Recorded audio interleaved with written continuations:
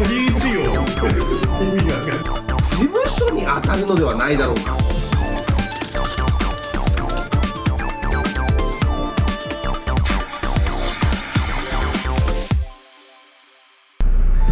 はい、お疲れ様です。今日はですね、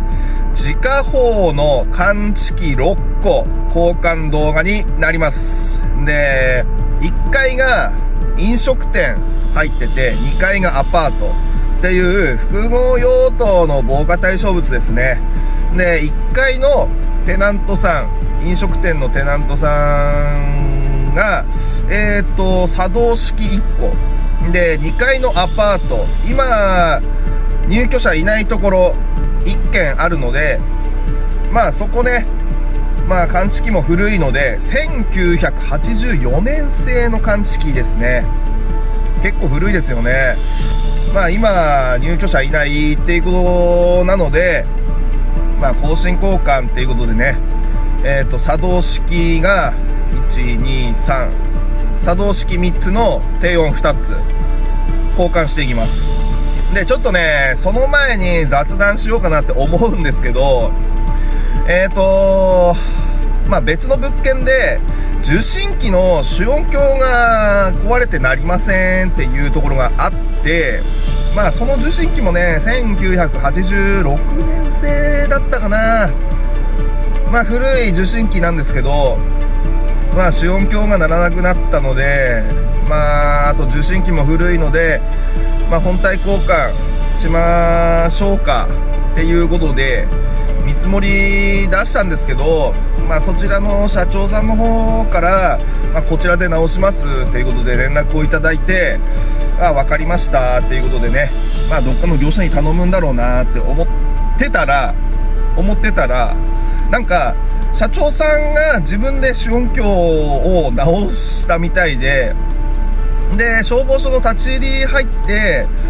まあ自分で直さずに設備屋さんに頼んでくださいということで、ね、ちょっと連絡もらって、一応消防署の方でも主音響鳴るっていうのは確認したみたいなんですけど、まあ設備屋さんから確認してもらって、あと、まあ音圧度が測って、まあそういうところをね、写真撮って写真を消防署に提出してくださいということだったんですけど、いやまさかね、社長さんが直すとは、まあ思いもよらず、まあ消防署の方でもね、まあそういう事案がないとそういう事例がないということで、